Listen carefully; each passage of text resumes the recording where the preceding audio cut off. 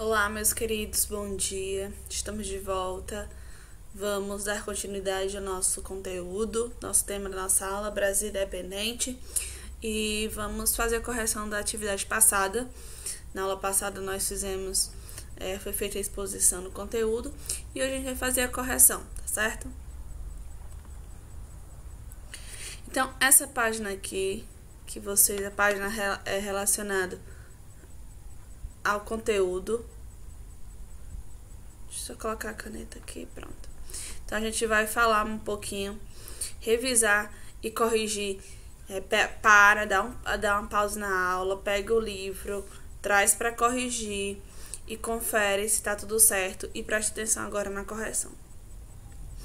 Leia as frases da coluna da esquerda e encontre a continuação correta de cada uma delas, ligando-as com as frases da coluna da direita. Então, vamos começar aqui. No século XVIII, alguns movimentos já criticavam as autoridades portuguesas. Esses movimentos aqui que está falando, ele está se relacionando como a Conjuração Mineira e a Conjuração Baiana. Então, nós estamos falando que antes mesmo da chegada da corte portuguesa de 1808, movimentos como a Conjuração Mineira e a Baiana, elas reivindicavam melhores condições de vida. Lembrando, só fazendo aí uma retrospectiva, a Conjuração Mineira, um movimento mais elitista, com situações, com algumas questões como a escravidão, que não era de comum acordo. Do contrário, a gente tem a Conjuração Baiana, uma conjuração que foi feita justamente com a camada mais pobre da sociedade, com os escravos libertos, com os alfaiates, com o trabalho deles, por isso também conjuração dos alfaiates. E a gente tem esses movimentos, algumas diferenças e algumas semelhanças, mas é movimento de contestação à ação da coroa portuguesa. E a gente continua aqui. Segundo o quadro abaixo, a gente vai. A transferência da corte portuguesa para o Brasil gerou diversas transformações.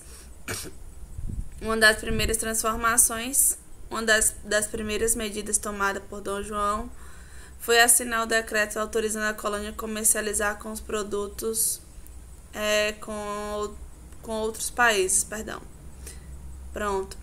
Um dos grandes beneficiados com esse acordo, com a abertura dos portos às nações amigas, foi justamente a Inglaterra.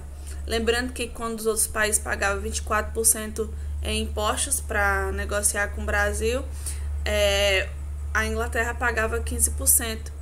E além do mais, da chegada, né, até vou colocar para vocês no Meet, separei uma questão falando sobre a entrada de produtos da Inglaterra também no Brasil, que tinha as carteiras, eram os caixões, enfim, sapatos para frio, produtos que não eram necessários no nosso contexto, mas que visava aí o interesse, o aumento dos lucros da Inglaterra, mostrando que nessa relação de abertura de portos, a Inglaterra foi a principal favorecida.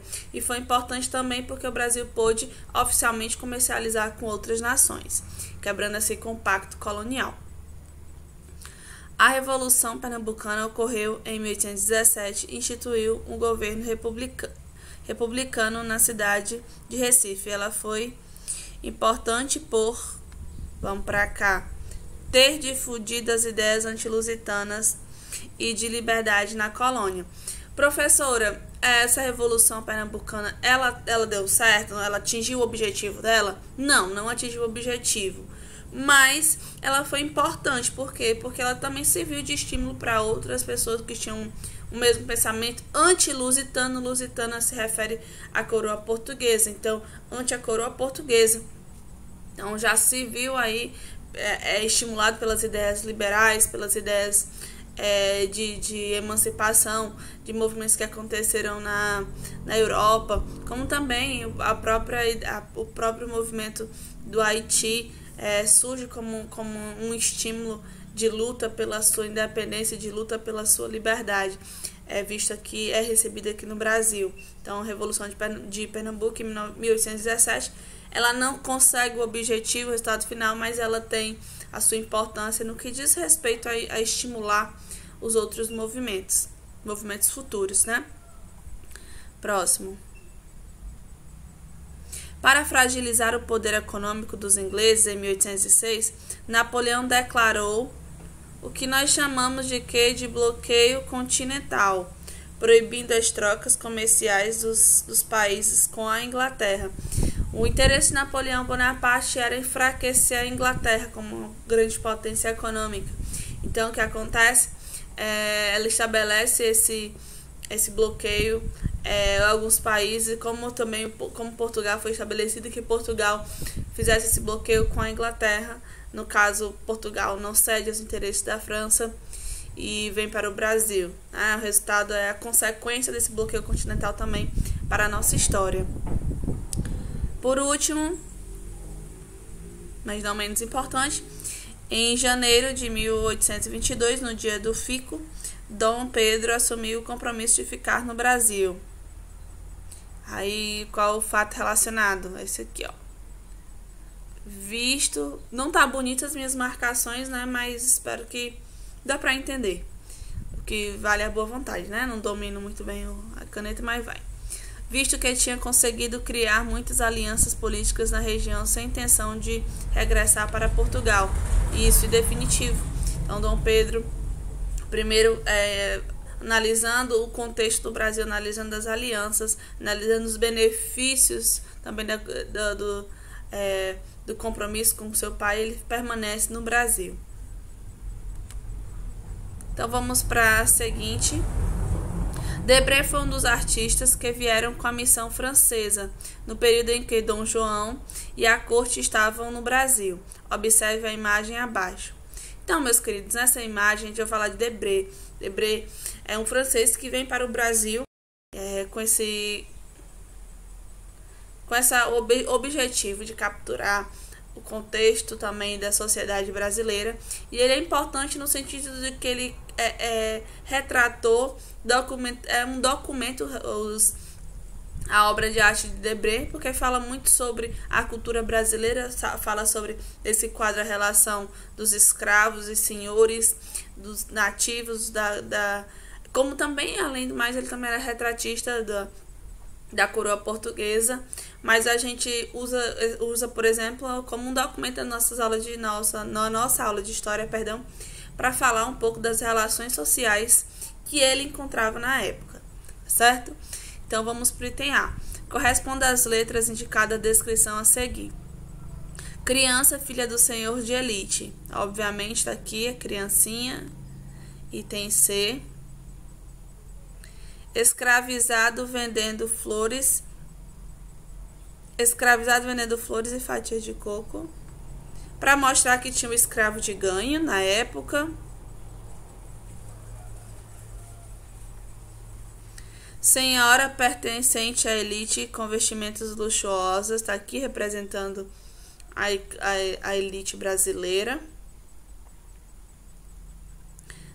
Criados afrodescendentes da senhora de elite. Está aqui a companhia das senhoras. Então, nesse quadro a gente pode observar os segmentos da sociedade: o escravo de ganho, a mucama, a criança, a elite. Então, basicamente, é possível fazer essa análise no quadro de Debré. Tem B. Após a análise da imagem, converse com os colegas porque as obras de Debré são consideradas importantes como fonte histórica sobre o Brasil. Basicamente, sobre isso que eu estou falando, né? Retratou a coroa portuguesa, retratou o cotidiano, retratou as vivências em sociedade, as diferenças da classe social, o indígena, a figura do índio. Então, ele vai fazer possibilita a análise social a partir de suas obras. Vamos para a terceira questão.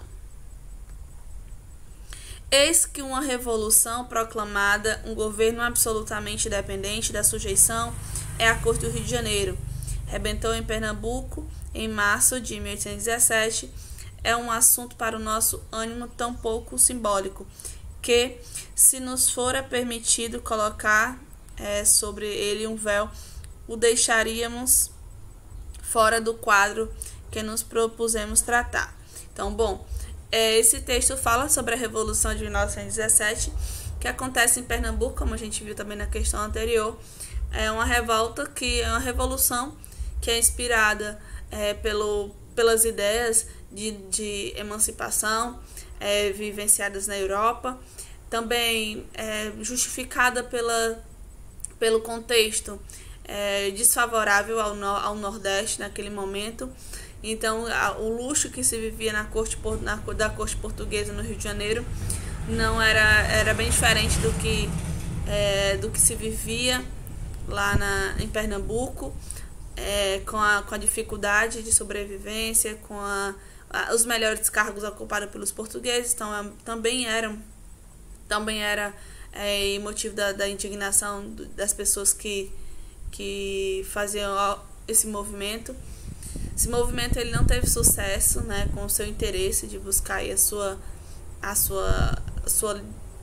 ruptura com Portugal, mas é um movimento que, como a gente também já fez análise na outra questão, tinha o objetivo muito claro, né, tinha o objetivo de se beneficiar com o afastamento da coroa portuguesa e também estimular os outros movimentos que puderam acontecer no futuro.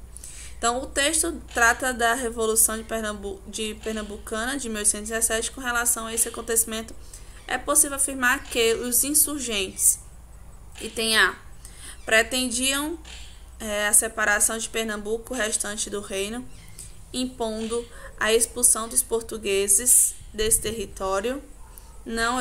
Eles não tinham essa ideia eles buscavam a emancipação de Pernambuco, mas eles não tinham essa ideia de expulsar os portugueses do território. Contaram com a ativa participação dos homens negros, pondo em risco a manutenção da escravidão. Bom, gente, a manutenção da escravidão não estava também, não era o principal foco, libertação dos escravos. Dominaram Pernambuco e o norte da colônia, decretando o fim dos privilégios da campanha do Pará e do Maranhão.